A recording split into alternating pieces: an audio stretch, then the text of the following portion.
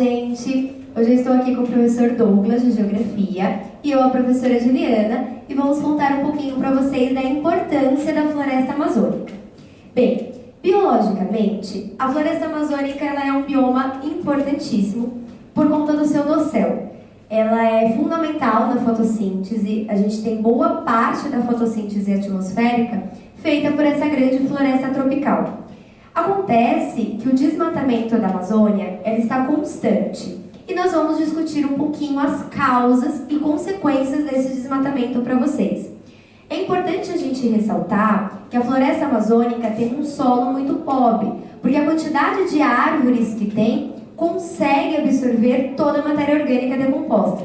Nós temos uma intensidade do ciclo de decomposição da matéria orgânica e a absorção dessa decomposição muito rápido, muito dinâmico. Então, dificilmente fica alguma matéria orgânica naquele solo, diferente com o que acontece aqui na nossa Mata Atlântica.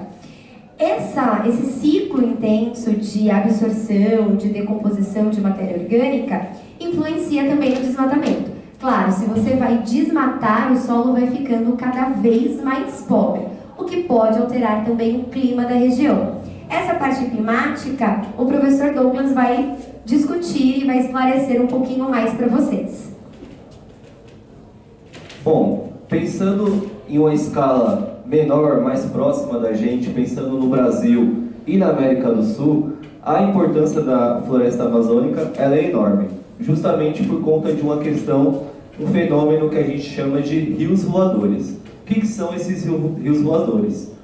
A floresta amazônica, como uma floresta tropical e equatorial, é uma floresta muito quente, muito úmida.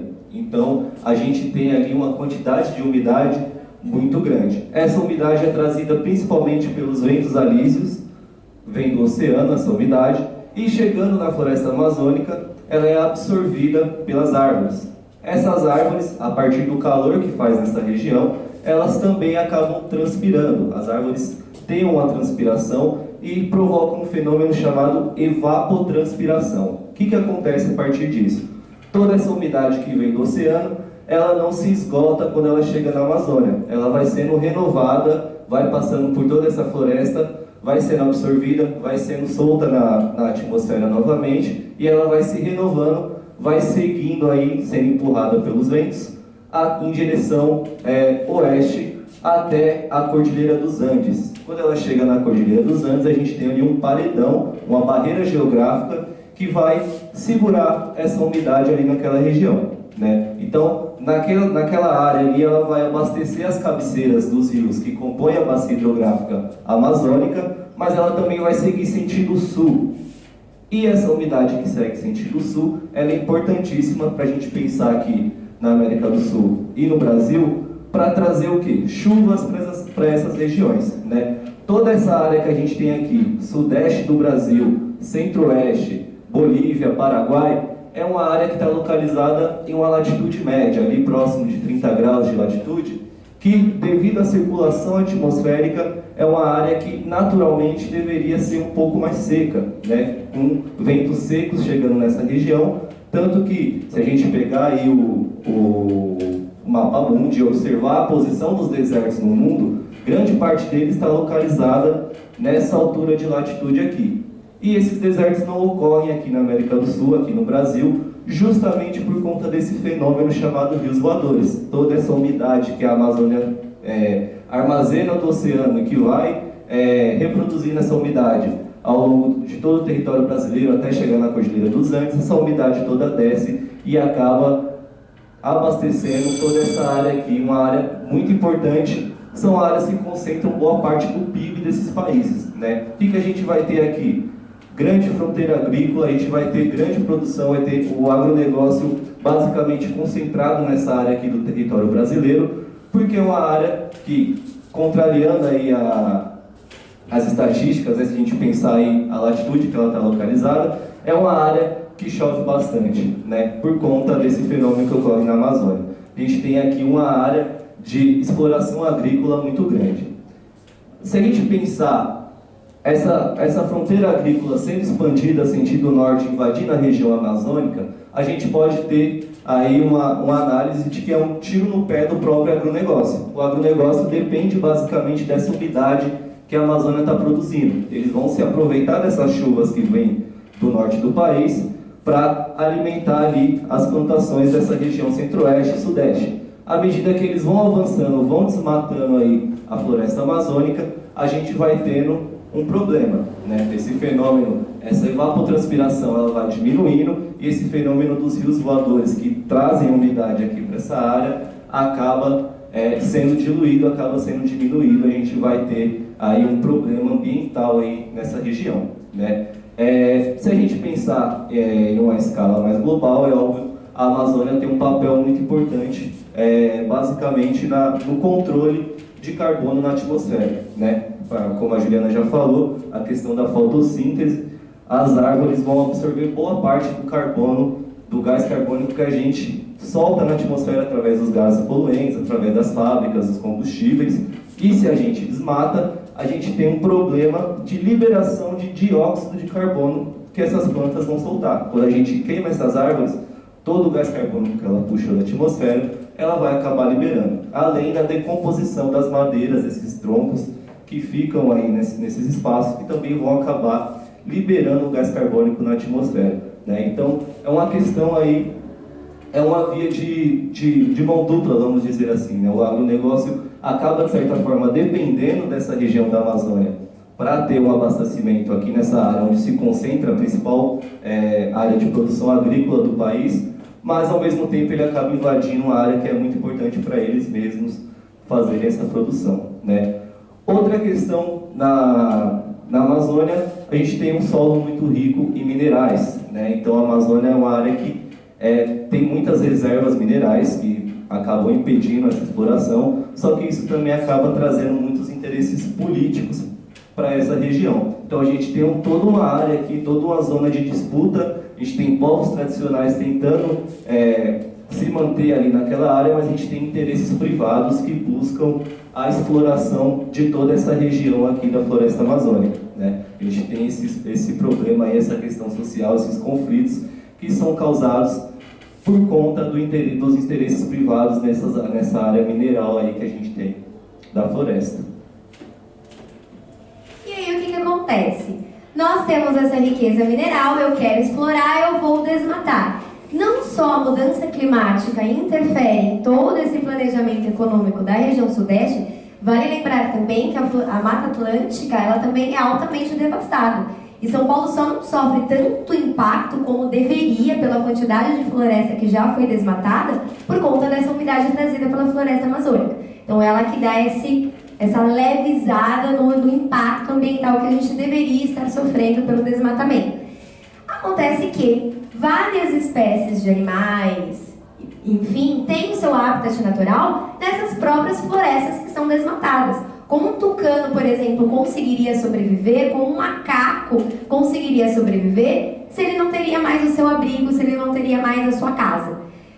Não muito acontece um grande desastre, por exemplo, na região centro-oeste. O que São Paulo e Minas Gerais teve que passar? Um surto de febre amarela que está acontecendo atualmente, que antes não era endêmica de cidades urbanas, então de cidades urbanas, mas não era endêmica de cidades.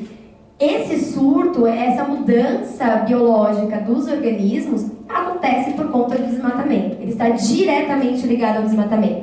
Cada vez mais nós estamos desmatando, cada vez mais nós estamos deixando esses animais e essas espécies sem o seu habitat, sem o seu abrigo, fazendo com que elas invadam muitas vezes a cidade, fazendo com que muitas espécies percam os seus predadores naturais, fora a seleção natural que vão estar agindo nessas espécies constantemente.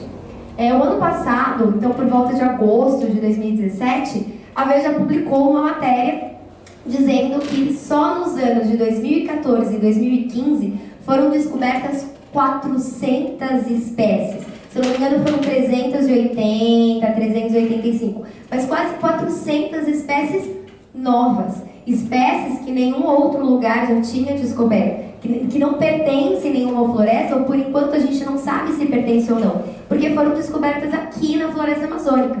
Ela é importantíssima, a biodiversidade dela é altíssima. A média que a gente tem é uma descoberta de 2 espécies por dia em uma floresta grandiosa. E todas essas espécies descobertas estão em área de desmatamento. Então, quer dizer, não adianta muita coisa. Quando a gente vai descobrir a importância daquela espécie, quando a gente vai descobrir a biologia daquela espécie, ela já está ameaçada em extinção. A perda de muitas espécies, principalmente vegetais, espécies que poderiam estar auxiliando no tratamento de doenças, em saúde, espécies que começam a ir para centros urbanos, tanto espécies perigosas como as peçonhentas, como espécies de mosquitos transmissores de doença, é um impacto direto para a população no presente. Porque muita gente pensa no desmatamento como algo futuro. Ai, porque as minhas futuras gerações não vão ter mais essa floresta. Sim, não vão ter, ok. Mas a geração presente também está sofrendo com isso. E é aquilo, pensar no reflorestamento de uma floresta de grande porte assim, não é da noite para o dia. Foram anos e anos de devastação, anos e anos de impacto ambiental. A gente não vai conseguir reflorestar uma floresta da noite para o dia. Então isso demoraria bem mais tempo até que não estamos controlando ainda o desmatamento. Então não adianta muito a gente tentar reflorestar, tentar plantar, sendo que ainda tem esses mineradores, tendo esses exploradores que ainda vêm no nosso território e tentam desmatar a área. Então é necessário mais fiscalização, é necessário uma maior busca, uma maior importância que muitas vezes não se dá a essa área. A mudança do Código Florestal também não trouxe um benefício muito grande no que diz na preservação desses ambientes. Aliás, muitos desmatadores, muitos empreitadores que deveriam pagar multa foram abnegados dessa multa, não precisaram pagar mais, tudo por conta de uma legislação que mudou. Então, essa parte legal da coisa que cada vez tenta ser dando um jeitinho brasileiro na coisa e tenta dar uma mascarada nessa devastação que há, também não traz um benefício, também não é legal para o nosso país. Então, mais fiscalização, mais importância, um olhar mais apurado, mais estudo, mais conhecimento da população ajudaria intensamente a busca e essa importância da preservação da floresta amazônica. Só completando essa questão aí da exploração, em 2017 o Temer acabou revogando lá uma área que existia de reserva de minério na Amazônia, essa revogação, esse decreto que acabou extinguir essa reserva que a gente tinha na Amazônia, gerou uma grande discussão, a sociedade gerou um grande debate na sociedade e o Temer voltou atrás, mas não voltou muito, então é o que acontece com essas áreas demarcadas que a gente tem na Amazônia, né? A gente vai sempre ali dando jeito, vai emendando, vai mudando leis, vai encaixando leis, sempre tentando propiciar uma exploração sem pensar nas questões ambientais, nos impactos que a devastação dessa floresta pode trazer. Tanto impactos ambientais, como eu falei, impactos ambientais. A gente está exercendo pressões sobre populações indígenas que estão ali há centenas de anos naquelas áreas, né? Então, é importante a gente refletir a floresta amazônica, se a gente pensar que o estado de São Paulo, a floresta amazônica está a 4.000 quilômetros de distância, mas a gente viu que ela tem uma importância direta na nossa vida, não só no país, no Brasil, mas como no mundo inteiro, né? Ela é um agente importante aí nessa dinâmica terrestre, questão climática, questão ecológica, questão dos animais. A gente tem aí um equilíbrio que a floresta amazônica traz pra gente, ela não está ali por acaso. Então é importante a gente refletir aí sobre a importância dela e dar mais importância a ela nas nossas discussões, durante o nosso dia a dia, em nossos atos, nas nossas atitudes.